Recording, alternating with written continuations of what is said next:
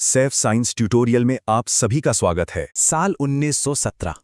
चलिए चलते हैं भारत की धरती पर, जहां एक बिल्कुल अनसुनी कहानी शक्ल ले रही थी।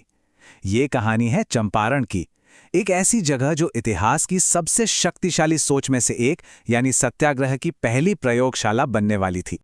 चंपारण ऊपर से देखने में तो ये किसानों की एक शांत जमीन लगती थी, लेकिन इस शांति के नीचे एक गहरा तनाव उबल रहा था।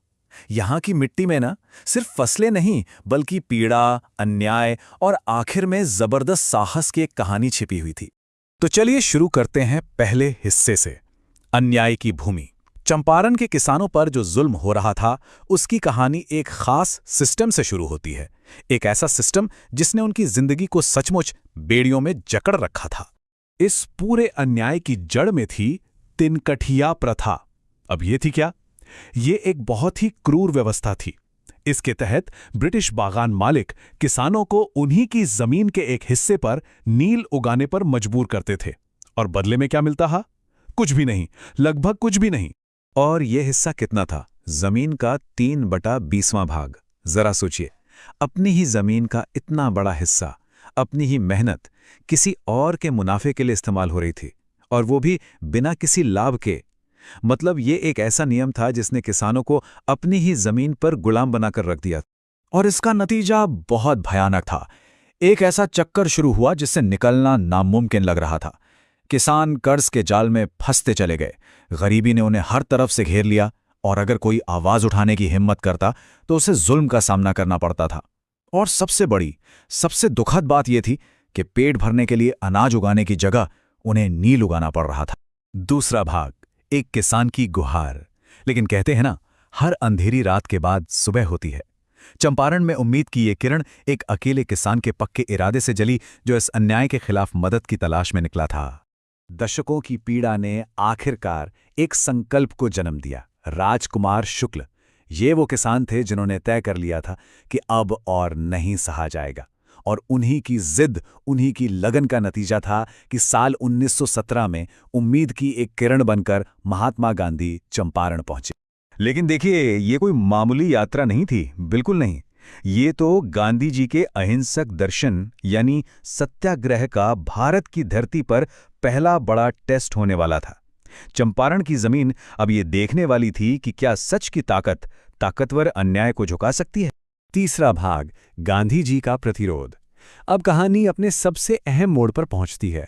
ये टकराव सिर्फ एक इंसान और एक साम्राज्य का नहीं था, बल्कि दो विचारों का था। एक तरफ थी जुल्म की ताकत और दूसरी तरफ सत्य की शक्ति। गांधी जी का तरीका बहुत ही सीधा और सरल था, लेकिन उतना ही असरदार भी। उन्होंने सबसे पहले क्या किया? उन्होंने लोगों के पास जाकर उनकी तकलीफों को, उनकी कहानियों को बड़े धैर्य से सुनने का फैसला किया। उनका मानना था कि किसी भी लड़ाई को लड़ने से पहले सच्चाई को समझना सबसे ज्यादा जरूरी है। और फिर आया वो पल, वो निर्णायक क्षण। ब्रिटिश अधिकारियों ने गांधी जी को हुक्म दिया, तुरंत जिला छोड़कर चले जाओ। गांधी जी का जवाब सीधा था, दृढ़ था और इतिहास बदलने वाला था। उन्होंने कहा, मैं इस अन्यायपूर्ण आदेश का पालन नहीं करूंगा। यह भारत में सविनय अवज्ञा की पहली और सबसे शक्तिशाली आवाज थी। गांधी जी के इस एक कदम ने वो कर दिखाया जिसकी किसी को, शायद खुद ब्रिटिश हुकूमत को भी उम्मीद नहीं थी। इसने सालों से सोई हुई जनता की शक्ति को जगा दिया, और देखते ही देखते कहानी का रुख पूरी तरह से बदल गया। हजारों, जी हां, हजारों की तादाद में किसान गांधी जी के समर्थन में शांति से आकर खड़े हो गए। ये कोई शोर मचाती हुई भीड़ नहीं थी, ये एक मौन शक्ति का प्रदर्शन था। उनकी खामोश मौजूदगी ही अपने आप में एक बहुत बड़ा संदेश थी। लोगों की इस जबरदस्त एकता के सामने ब्रिटिश अधिकारियों को झुकना पड़ा।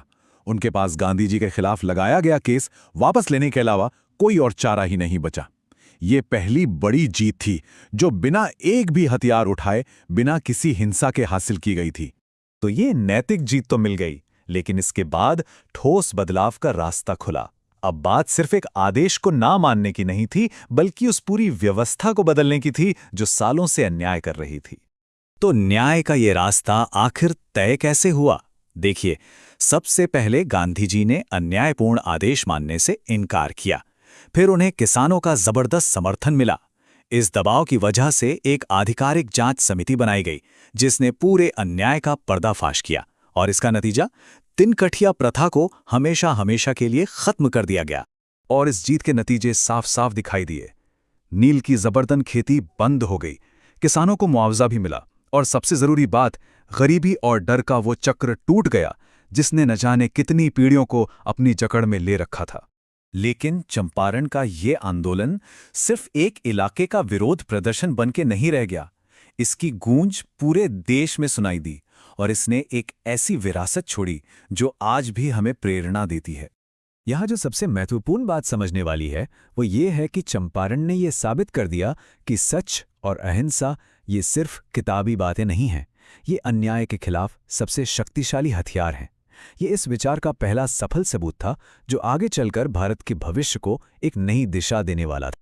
चंपारण को हमें एक अकेली घटना की तरह नहीं देखना चाहिए। असल में ये भारत के विशाल स्वतंत्रता संग्राम का पहला बड़ा जन आंदोलन था। इसी ने आगे चलकर असहयोग और भारत छोड़ो जैसे बड़े आंदोलनों की नींव रखी। ये पहला कदम था।